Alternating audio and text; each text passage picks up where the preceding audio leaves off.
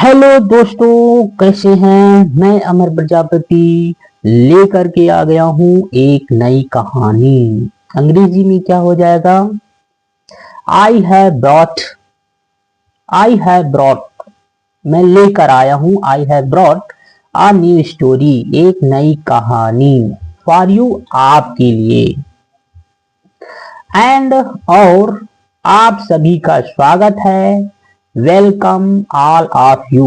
Welcome all of you, आप सभी का स्वागत है मेरी कहानी में। To my story, to my story, मेरी कहानी में आप सभी का स्वागत है। चलो शुरू करते हैं स्टोरी। चलो शुरू करते हैं, लेट्स बिगिन। चलो शुरू करते हैं, लेट्स बिगिन। क्या शुरू करते हैं? स्टोरी। द स्टोरी, और द लगाएंगे क्योंकि स्टोरी एक नाउन है, इसलिए नाउन से पहले हम द लगाते हैं। तो शुरू करते हैं स्टोरी को। और जैसा कि स्टोरी का टाइटल लिखा हुआ है, a tip on friendship. A tip on friendship का मतलब होता है, ए टिप मतलब एक सुझाव, टिप का मतलब होता है सुझाव, ऑन मतलब पर, क्या सुझाव, किस पर सुझाव, फ्रेंडशिप यानी दोस्ती। फ्रेंड्स का मतलब होता है दोस्त, और शिप लग गया यानी दोस्ती हो गया, दोस्ती पर एक सुझाव। तो देखते हैं क्या सुझाव होता है, और एक एक वर्ड्स की मीनिंग आपको बताने वाले हैं। हर वर्ड्स की मीनिंग आपको बताने वाले हैं, और सही उच्चारण करते हैं करेक्ट प्रोनाउंसिएशन के साथ। अप लिखा हुआ है, अप का मतलब होता है ऊपर। इन द माउंटेन, माउंटेन होता है पर्वत, और यस लगा हुआ यानी पहाड़ों हो जाएगा, पहाड़ों में, ऊपर पहाड़ों में। डियर, वहां, लिव्ड रहता था, अ लायन एक शेर, और वहां रहता था एक शेर, एंड अ टाइगर और एक बाघ। पूरा वाक्य हो जाएगा पहाड़ों में ऊपर, क्या हो जाएगा? पहाड़ों में ऊपर, डियर वहां रहता था, अ लायन एक शेर, एंड अ टाइगर एक बाघ। दे, क्या लिखा हुआ है? दे वर ग्रेट फ्रेंड्स। दे का मतलब होता है वे, वर थे, ग्रेट फ्रेंड्स, ग्रेट का मतलब होता है महान, फ्रेंड्स का मतलब होता है मित्र। तो वाक्य के अनुसार यहाँ पर जो है महान मित्र नहीं, बड़े मित्र हो जाएंगे। ग्रेट का मतलब बड़ा भी होता है। तो ग्रेट फ्रेंड्स, वे बड़े मित्र थे या अच्छे मित्र थे। अच्छे भी, ग्रेट मीन्स अच्छे, अच्छे मित्र थे। डियर, वहां, वाज था, आल्सो का मतलब होता है भी, क्या होता है? आल्सो का मतलब भी होता है। आ मंक, मंक का मतलब होता है साधु, अमंक एक साधु भी रहता था। डियर, वहां एक साधु भी रहता था। हु का मतलब जो या जो की होता है। लिव्ड, लिव्ड मतलब रहना, डी लगा हुआ, ईडी, लिव्ड रहता था हो जाता है। इन अकैब, एक गुफा में, इन अकैब एक गुफा में, कैब का मतलब होता है गुफा। इन लगा हुआ है यानी किसी के अंदर रहता, तो इन किसी के अंदर प्रवेश करते तो इनटू का प्रयोग किया जाता है। इन द माउंटेन, माउंटेन का मतलब होता है पहाड़, यस लगा, पहाड़ों, पहाड़ों में एक गुफा में रहता था। सम लिखा हुआ है, क्या लिखा हुआ है? समटाइम्स, समटाइम्स मतलब होता है कभी कभी या कुछ समय के लिए समटाइम्स का प्रयोग करते हैं, यानी कि कभी कभी। The lion and the tiger, lion का मतलब शेर, और द टाइगर, टाइगर मीन्स बाघ। देखिए यहां पर द लगाया जाता है क्योंकि लायन और टाइगर क्या है? एक नाउन पर्सन है, और नाउन पर्सन के साथ हम द का प्रयोग करते हैं। Would visit the monk, would will की पास्ट टेंस होती है वुड। कोई चीज पास्ट टेंस में गागी की लगाते हैं तो वहां पर होता है विल की जगह पर वुड का प्रयोग किया जाता है। विजिट, विजिट का मतलब होता है भ्रमण करना। भ्रमण करना है, किसी से मिलने जाना। द मंक किससे मिलने गए? साधु से। साधु, मंक का मतलब होता है साधु। कभी कभी शेर और बाघ, शेर और बाघ मिलने जाते थे। वुड विजिट, विल विजिट का मतलब होता है मिलने जाना, मिलने जाएंगे या मिलने जाते थे। द मंक, साधु, साधु के पास। To, to seek advice, seek का मतलब वैसे तो तलाश करना होता है, लेकिन एडवाइस का मतलब होता है कोई चीज सलाह, सलाह की तलाश यानी कि सलाह लेने, सलाह लेने जाते थे। एंड और टू लर्न, और सीखने जाते थे। न्यू थिंग्स, नई नई चीजें। न्यू थिंग्स, थिंग्स का मतलब होता है कोई चीज होती है तो उसे थिंग्स का प्रयोग करते हैं। और न्यू, नई, नई चीज सीखने के लिए जाते थे साधु के पास। आइए देखते हैं वन डे। वन डे का मतलब होता है एक दिन। क्या होता है? एक दिन। वन डे, वन डे का मतलब एक दिन। द फ्रेंड्स, द फ्रेंड्स का मतलब मित्र, और दो मित्र हैं इसलिए यहाँ पर एस लगा यानी मित्रों हो जाएगा, यानी फ्रेंड्स। एक दिन दोनों मित्र हैड आ आर्गुमेंट। हैड का मतलब होता है कोई पास होती है तो हैड का प्रयोग करते हैं।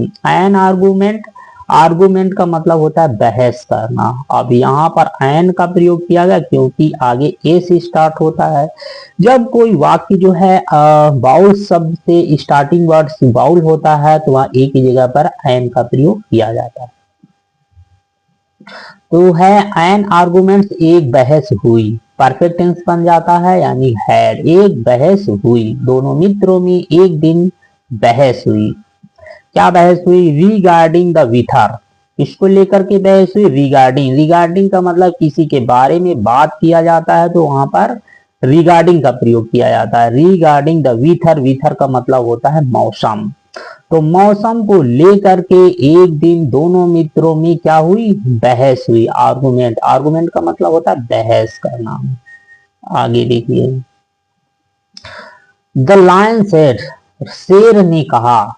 से की सेकेंड फॉर्म होती है सेड। से का मतलब कहना, सेड कहा, क्या हो जाएगा? कहा। शेर ने कहा we feel good when the moon waxes. Wax का मतलब होता है बढ़ना, कोई चीज बढ़ना, धीरे धीरे बढ़ने को वैक्स कहा जाता है। और यस लगा है यानी कि बढ़ता हो जाएगा। यस लगा हुआ है यानी कि बढ़ता। मून मिस होता है चंद्रमा, चंद्रमा बढ़ता है। वी फील कोल्ड, हमको ठंड लगती है। फील का मतलब होता है महसूस करना। वी फील कोल्ड, मुझे ठंड लगती है जब, व्हेन का मतलब होता है जब, द मून वैक्सेस, जब चंद्रमा बढ़ता है। देखो अपोस्ट्रोफी एस में लिखा गया है यानी कि उस समय जैसे कहा गया था वैसे लिखा है। अपोस्ट्रोफी एस में कोई वाक्य लिखा जाए तो ज्यादातर वो प्रेजेंट टेंस में ही होता है या फ्यूचर टेंस में होता है। तो लिखा इस और इन्वर्टेड कामास में ये एक प्रकार से कंजक्शन वर्ड है क्योंकि यहाँ पर कंजक्शन व्हेन लगा दिया। व्हेन एंड और इन शब्दों के लिए और टू, यद्यपि की, और इन शब्दों को लगा करके दो वाक्यों को जोड़ा जाता है और दो वाक्य जब जोड़ते हैं तो ये कंजक्शन वर्ड वाक्य सेंटेंस कहलाते हैं। तो देखिए, और इसमें पहले ये वाक्य भी पढ़ सकते हैं और ये वाक्य पहले कोई, दोनों में से कोई पढ़ा जा सकता है। हमें ठंड लगती है जब चंद्रमा बढ़ता है, या जब चंद्रमा बढ़ता है तो हमें क्या है? ठंड लगती है। द टाइगर सेड, क्या है? टाइगर बोलता है, बाघ बोलता है। नो नहीं, वी फील गुड, हमें ठंड नहीं लगती, हमें नो नहीं ठंड लगती है, नहीं ठंड लगती है। व्हेन, जब, हमें ठंड लगती है जब। मून, मून चंद्रमा। वेंस, वेंस का मतलब होता है ढलना, जब चंद्रमा कम होता है यानी चंद्रमा धीरे धीरे ढलने लगता है तब हमें ठंड लगती है, ऐसा कह रहा है, टाइगर कह रहा है। नो नहीं, वी फील टू कोल्ड, हमें ठंड लगती है जब चंद्रमा क्या है? ढलने लगता है। आगे देखते हैं क्या है। आगे देखिए, it went on like. It, यह, वेंट गया। गो की सेकेंड फॉर्म होती है वेंट। वेंट का मतलब होता है गया, ऐसे ही गया। ऑन लाइक, ऐसे ही गया। ऑन लाइक के जैसा होता है। इस दिस, इसके जैसा गया। फॉर सम टाइम, कुछ समय के लिए, और कुछ समय ऐसे ही चलता रहा हो जाएगा। ये सब दोनों में बहस हो रही ना, तो ऐसे ही कुछ समय गया हो जाए या उस समय जैसे ही कुछ समय चलता रहा। देन तब, देन का मतलब होता है तब, देन तब they went to the monk and asked him.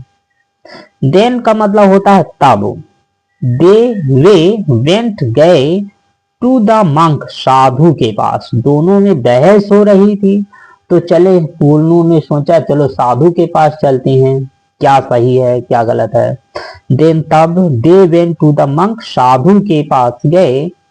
And asked, ask means होता है पूछना होता है, क्या होता है, आस्क मीन्स होता है पूछना, और ईडी आस्केड, आस्केड वर्ब की सेकेंड फॉर्म होती है, पूछा हो जाएगा। हिम उसे, उससे यानी कि साधु से, आस्केड हिम साधु से पूछा। अबाउट, अबाउट के बारे में या किसी के विषय में, अबाउट इट इसके विषय में, किसके, मौसम के विषय में पूछा। द मंक रिप्लाइड, मंक मतलब होता है साधु, रिप्लाई का मतलब होता है उत्तर देना, और रिप्लाइड लिखा हुआ है यानी उत्तर दिया, और वाई शब्द हटता है तो आई ईडी जुड़ता है, रिप्लाई वाई, वाई हटा तो आई ईडी जुड़ा यानी रिप्लाइड हो गया। साधु ने उत्तर दिया, both of you are right, दो लोगों में कोई चीज बात कही जाती है तो वहां पर दो लोगों के लिए बोथ का प्रयोग किया जाता है, बोथ का प्रयोग किया जाता है। बोथ मतलब दोनों, ऑफ यू तुम दोनों, आर राइट सही हो, तुम दोनों सही हो। क्या सही है आप देखिए आगे क्या सही है। Since, since we feel cold during the waxing moon, since का मतलब होता है क्यों, जो कि होता है, जो कि या क्योंकि या समय बताने के लिए भी सिंस का प्रयोग किया जाता है। वी फील हमको महसूस होती है, फील का मतलब होता है महसूस होना, कोल्ड, कोल्ड का मतलब होता है ठंड, ठंड, ड्यूरिंग, ड्यूरिंग का मतलब होता है के दौरान, हमें जो है ठंड महसूस होती है, किसके दौरान ठंड महसूस है, वैक्सिंग द वैक्सिंग मून, जब चंद्रमा क्या होता है, वैक्सिंग का मतलब होता है बढ़ना, जब चंद्रमा बढ़ता है तो हमें ठंड लगती है, चंद्रमा बढ़ने के दौरान ठंड लगती है। And during the waning moon, और ड्यूरिंग के दौरान, वैनिंग, वैंस का मतलब होता है ढलना, और यहाँ पर वैनिंग यानी ढल रहा हो जाए यानी कम होता है, चंद्रमा जब कम होने लगता है, चंद्रमा ढलने के दौरान और चंद्रमा बढ़ने के दौरान हमें ठंड लगती है, ऐसा साधु जी कह रहे हैं, यानी कि दोनों को सही बता दिए हैं, तुम दोनों सही हो, both of you are right, since we feel cold during the waxing moon and during the waning moon, जब चंद्रमा बढ़ता है और जब चंद्रमा घटता है तब हमें ठंड लगती है, ऐसा साधु जी दोनों को सही ठहरा दिए। आगे देखिए, बट, बट का मतलब किंतु या लेकिन, we feel cold, cold, cold due to the wind, किंतु या लेकिन, वी फील कोल्ड हमें ठंड लगती है, वी फील कोल्ड ड्यू के दौरान, के दौरान, टू द विंड हवा, हवा के दौरान हमें ठंड लगती है, या हवा के कारण मुझे ठंड लगती है। विच, जो, विच का प्रयोग जो के लिए, विच जो ब्लोब्स, क्या लिखा हुआ है, ब्लो, ब्लो का मतलब होता है बहना कहते हैं ना वाटर ब्लो कर रहा है, यानी कि वाटर बह रहा है, पानी बह रहा है। जो बहता है, एस लगा हुआ है, यानी जो बहता है, फ्रॉम ईस्ट, फ्रॉम का मतलब से होता है, ईस्ट का मतलब पूर्व होता है, पूर्व, ईस्ट, वेस्ट, वेस्ट का मतलब होता है पश्चिम, एंड नॉर्थ और नॉर्थ या उत्तर दिशा से। तो कहने का मतलब ये है जो ब्लो यानी बहता है, जो कहां से, पूर्व, पश्चिम और उत्तर दिशाओं से बहने वाली हवाएं क्या होती हैं, ठंड होती हैं, ऐसा साधु कह रहे हैं। जो ब्लो करती हैं वो ठंड देती हैं। द मंक एडेड, ऐसे तो ऐड का मतलब होता है जोड़ना, एडेड जोड़ा गया, साधु ने ये चीजें जोड़ दिया है, जोड़ करके कह रहे हैं। The weather keeps changing, weather का मतलब होता है मौसम, कीप्स मतलब रखता है, चेंजिंग मतलब होता है बदलाव। आईएनजी लगा हुआ है यानी बदल रहा, बदलता रहता है, मौसम जो है वह बदलता रहता है, हो जाएगा मौसम बदलता रहता है या मौसम बदलाव रखता है।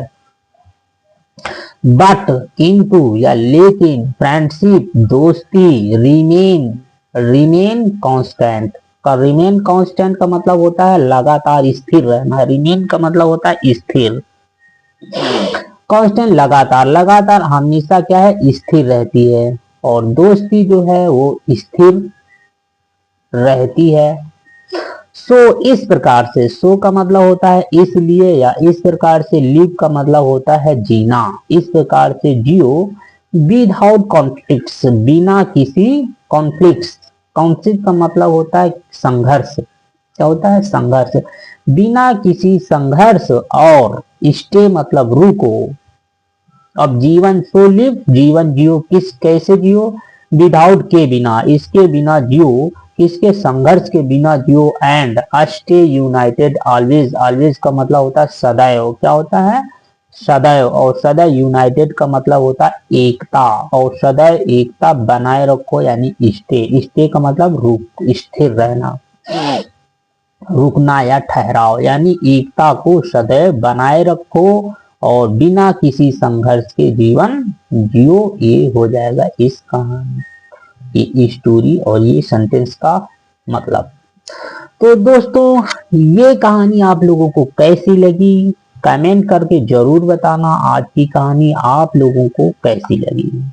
किसी कहानी में कोई कमेंट नहीं आया है आज तक, कुछ कमेंट आए हैं, ज्यादा नहीं आए हैं, तो मुझे पता ही नहीं चलता कि आप लोगों को कहानी कैसी लगती है।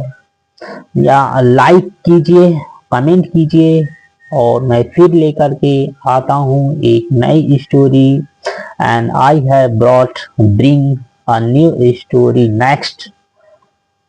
तो दोस्तों मैं आपसे आशा करता हूँ, I hope you watching my video and learn English story reading। तो दोस्तों तब तक मैं आप लोगों से टाटा बाय बाय, और फिर next I meet you next story. Thank you so much and take care.